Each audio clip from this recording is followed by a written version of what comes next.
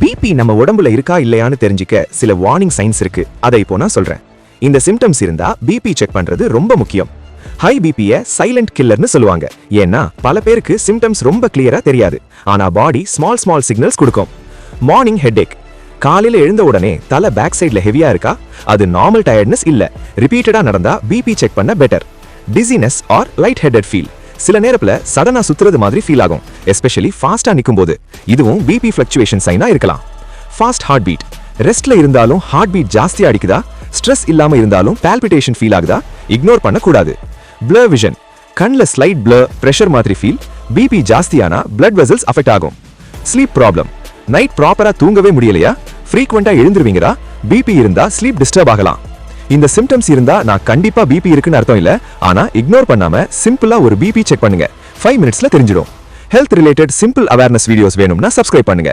Next வீடியோல BP naturally control பண்ண easy habits பத்தி பேசுவோம்.